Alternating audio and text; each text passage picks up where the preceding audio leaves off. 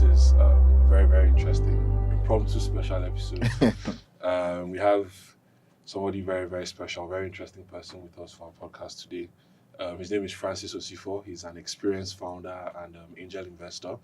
And he's currently the founder and CEO of Rayda, which is an asset lifecycle company enabling businesses to acquire, manage, and dispose assets across their business. So it's very wordy. It's not my field. He also co-founded 54 Gene, which is Africa's first genomic startup, where he led the build of several health technology products. And for us at Dataphyte, he's also on the board of Dataphyte. So thank you very much for taking the time out to come. Thank you for having me. So previously, we know we've had discussions over 2 days. You've come to give us very, very valuable insights. Mm-hmm. And so we just thought, why don't we ask you a few specific questions? Sure. So maybe we can release, and other people can also be blessed with the insights you're able to give us. Okay. So I'll start with a question. So you served as the co-founder of 54 Gene in Nigeria.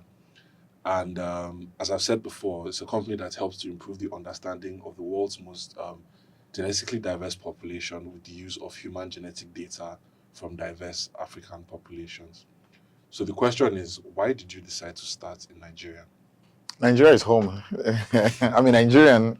And I think that's like the core thesis, right? Again, you start from what's known, right? If you're trying to say you want to, you're talking about like the diversity of the African population, but if you're Nigerian, you can't not solve for home and then try to solve somewhere else. So short and sweet answer is that Nigeria is home. And we obviously see so much use case for how that can improve healthcare across the country, but across the continent. So it was a no-brainer to start from Nigeria. Okay, interesting.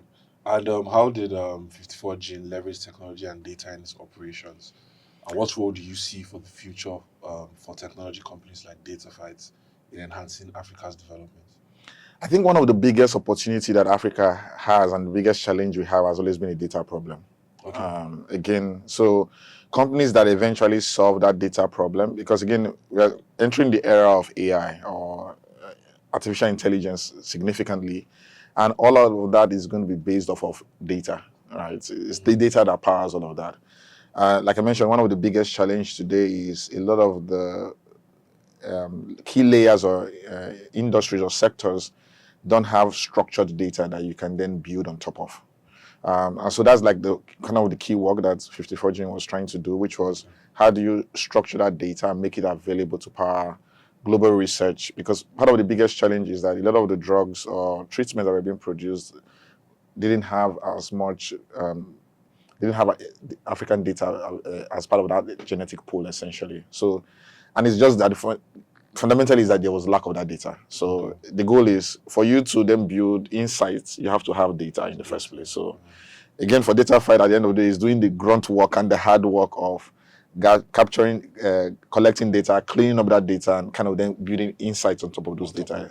And you guys are already doing a fantastic work, I must say. So well done. It's not you guys, it's us, because you're also part. Yes. So now my follow-up question is, as we all know, you're serving as the CEO of Rayda, and that's an asset lifecycle company. So can you please explain exactly what that is? So the way I think about it is that every business has assets. Again, most people don't think about it deeply enough, but a lot of people ask me, Francis, why did you go start this new thing that is completely different from what you've done? But the way I think about it is that every business has assets, right? If you set up a mom and pop shop, you are in retail, irrespective of the industry or what you're doing, you have tables, chairs, equipment, cars, computers that you're buying to operate that business.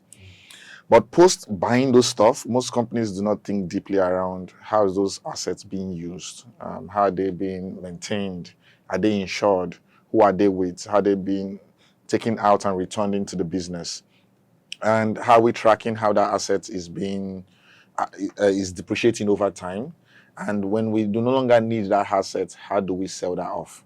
Now, if you think about that for a small company, now think about that for even larger businesses that have 3-4 offices. There's a lot more going that they have to then figure out. And there isn't any specific person's job for most companies that is focused around the assets. And those assets are supposed to power the entire business operation.